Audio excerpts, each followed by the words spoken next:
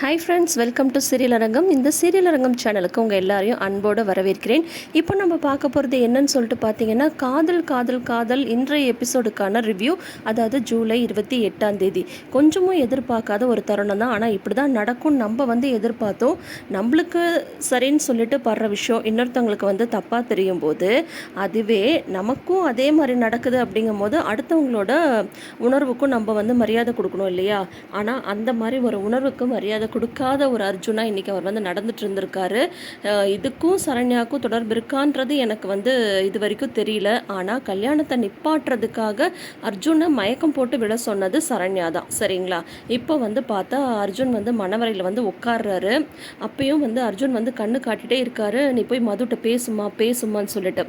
அப்போ மது தெள்ள தெளிவாக ஒரு விஷயத்தை சொல்லிடுறாங்க. நீ நினச்சா மட்டும்தான் இந்த கல்யாணத்தை நிப்பாட்ட முடியும். அர்ஜுன் உன்னதான் உசுறு குறுக்க விரும்பிட்டுருக்கான். நீ எப்படியாவது நீ அர்ஜுனை லவ் பண்ணுறேன்னு சொல்லிட்டு இந்த கல்யாணத்தை நிப்பாட்டிடலாங்கும் போது அர்ஜுன் தான் அறிவில்லாமல் பேசிகிட்டு இருக்கான்னு நீங்களும் என்ன ஆண்டி புரிஞ்சுக்காமல் பேசிகிட்ருக்கீங்க. எனக்கு இந்த காதல் கீதெல்லாம் பிடிக்காது. எங்கள் அப்பா அம்மா பார்க்குற பையனை தான் நான் கல்யாணம் பண்ணிப்பேன். எனக்கு ஆல்ரெடி நிச்சயம் ஆயிடுச்சு. ஷியாம் மேலே இருக்கிற அந்த கேஸ் அவர் ரிலீவ் ஆனதும் அவரை தான் நான் கல்யாணம் பண்ணிக்க போகிறேன். எப்போயுமே அர்ஜுன் மேலே எனக்கு எந்த விதமான இந்த லவ் ஃபீலிங்லாம் இருந்ததே கிடையாது. அது வரவும் வராது. ஏன் ஆண்டி, நான் ஒரு விஷயம் தெரியாமல் தான் கேட்குறேன். ஸ்வேதா நல்ல பொண்ணு தானே, பார்க்க நல்லா இருக்கா, அழகாக இருக்கா, படிச்சிருக்கா.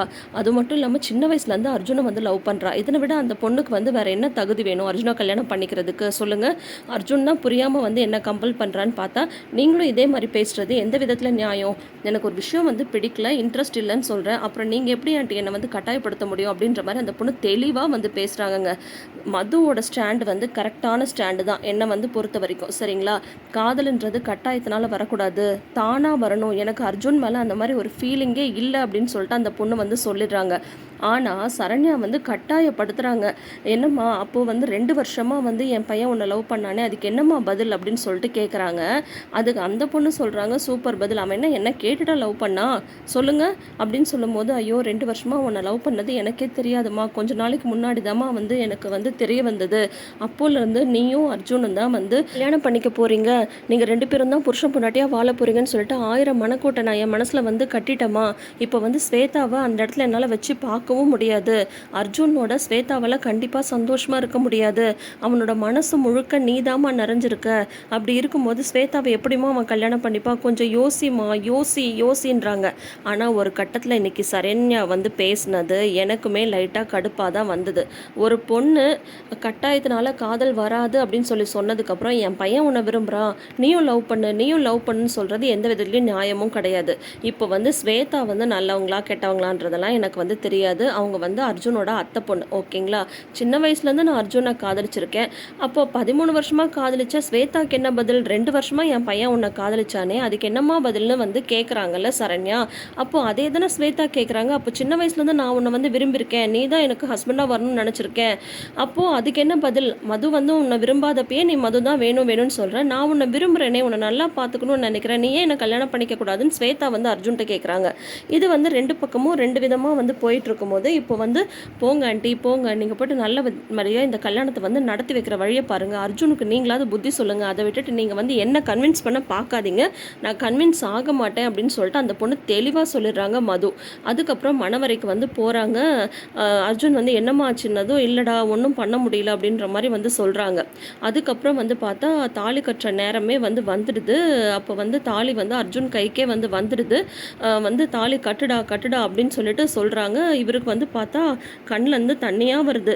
ஒரு டிஷ்யூ பேப்பர் கொடுங்க அத்தை, அவங்க கண்ணு துடைக்கட்டும் அப்படின்ற மாதிரி ஸ்வேதா சொல்கிறாங்க. ஸ்வேதாவுமே பார்த்தா மது பாரு, உன் கல்யாணத்தில் எவ்வளோ சந்தோஷமாக இருக்கா, நீ என்னன்னா அவளை மனசில் நினச்சிட்டு உன்னை விரும்புகிற என்ன கல்யாணம் பண்ணிக்க மாட்டேன்னு சொல்கிறா. இதை பாரு, நீ தான் என் கழுத்தில் தாலி கட்டணுன்றது தான் விதி. கடைசி நிமிஷத்தில் என் கல்யாணம் நின்று இப்போது நீ மணவரையில் உட்காந்துருவ அப்படின்னு சொல்லிட்டு நான் கொஞ்சம் கூட எதிர்பார்க்கவே இல்லை. இப்போ கடவுள் எனக்கு ஒரு வாய்ப்பு கொடுத்துருக்காரு, சரியா? அதை நான் ஏற்றுக்க தான் விரும்புகிறேன் அப்படின்ற மாதிரி ஸ்வேதா சொல்லிட்டு இருக்காங்க. அதுக்கப்புறம் அந்த டிஷ்யூ பேப்பரில் நீ எப்படியாவது மயக்கம் போட்டு விழுந்துட்டு நான் உன்னை ஆஸ்பத்திரிக்கு கூட்டிகிட்டு போயிடறேன்ற மாதிரி எழுதியிருக்காங்க. அந்த டிஷ்யூ சரண்யா கையிலேருந்து தான் வருது. உடனே இவர் தாலி கட்ட போகிற டைமில் மயக்கம் போட்டு விழுற மாதிரி விழுந்துடுறாரு. ஆனால் அந்த டிஷ்யூ அர்ஜுனோட மடிக்கு கீழே இருக்கிறத கரிகாலன் பார்த்துடுறாரு. அந்த டிஷ்யூ பேப்பரை பிரித்து பார்க்கும்போது நீ மயக்கம் போட்டு விழுந்துட்டு நான் உன்னை ஹாஸ்பிட்டல் கூட்டிகிட்டு போகிறேன் அதில் எழுதிருக்கு. இருக்குது. அதுக்கு முன்னாடி சரண்யா கொடுக்குறாங்க பாருங்கள் ஒரு ஆக்டிங்கு. ஐயோ என் பையன் மயக்கம் போட்டு விழுந்துட்டான், ஆம்புலன்ஸை கூப்பிடுங்க, ஹாஸ்பிட்டல் கூட்டிகிட்டு போகணும் அப்படின்னு சொல்லும்போது, இது பாரு இது வந்து இந்த யாகத்தினால வந்த புகையில வந்து சின்ன மயக்கம் தான், நீ வந்து ஒன்றும் பதறாத, தண்ணி தெளிச்சா சரியாக போயிடும் அப்படின்ற மாதிரி இந்த பாட்டிமாலாம் வந்து சொல்கிறாங்க. பயங்கர ட்ராமாட்டிக்கலாக தான் இருந்தது சரிங்களா. இந்த ஒரு சீன் வந்து ரொம்ப ட்ராமாட்டிக்கலாக தான் இருந்தது. அதுக்கப்புறம் கரிகாலன் அந்த லெட்டரை படித்து பார்த்துட்டு, டே அர்ஜுன் உனக்கு மயக்கமே வரலன்றது எனக்கு தெரியும், இந்த லெட்டரை எழுதுனது யார், உன்னோட ஃப்ரெண்ட்ஸா அப்படின்னு சொல்கிறாங்க. ஐயோ அங்கிள் நாங்கள்லாம் எழுதலை அப்படின்ற மாதிரி அவங்க ஃப்ரெண்ட்ஸ் வந்து சொல்கிறாங்க.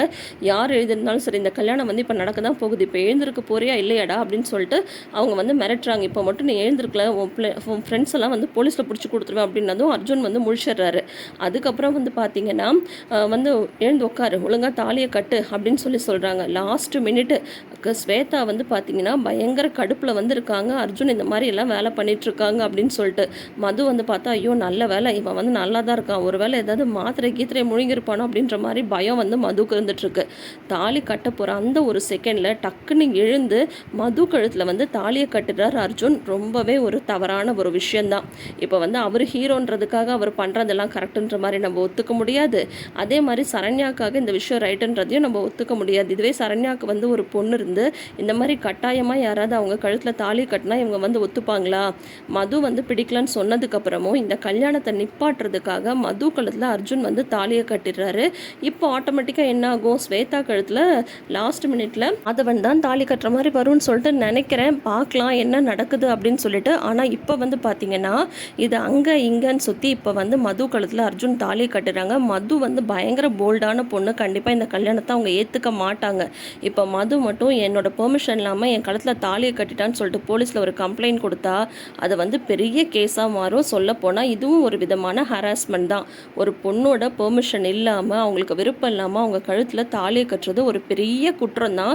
இது வந்து அர்ஜுன் செஞ்சாங்கன்றதுக்காகவும் நம்ம ஒத்துக்க முடியாது, சரண்யா சப்போர்ட் பண்ணுறாங்கன்றதுக்காகவும் நம்ம ஒத்துக்க முடியாது இல்லையா. அதே சமயம் ஸ்வேதா மேலே விருப்பம் இல்லாத அர்ஜுனை கல்யாணம் பண்ணிக்க சொல்கிறதும் அதுவும் தப்பு தான். எதுவாக இருந்தாலும் பொண்ணாக இருந்தாலும் சரி மாப்பிள்ளையாக இருந்தாலும் சரி ஒருத்தரோட சம்மதம் இல்லாமல் இன்னொருத்தர் வந்து கட்டாய கல்யாணம்ன்றது பண்ணுறது எப்போவுமே ஒரு தவறான விஷயந்தான்.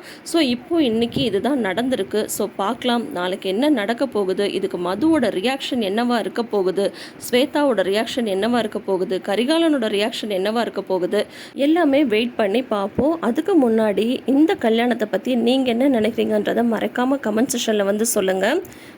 இந்த சீரியல் பற்றினா உங்களோட கருத்துக்களை மறக்காமல் ஷேர் பண்ணுங்கள். இந்த வீடியோ இந்த விமர்சனம் சொல்கிற விதம் உங்களுக்கு பிடிச்சிருந்ததுன்னா வீடியோக்கு ஒரு லைக் கொடுங்க. நம்ம சேனலை புதுசாக பார்க்குறீங்கன்ற மாதிரி இருந்தால் சேனலை சப்ஸ்கிரைப் பண்ணிக்கோங்க. நோட்டிஃபிகேஷன் பெல் ஐக்கானில் ஆல் சிம்பிள் கிளிக் பண்ணிக்கோங்க. இந்த சீரியல் அரங்கம் சேனலை நிறைந்த அரங்கமாக மாற்றுங்க. தேங்க்யூ.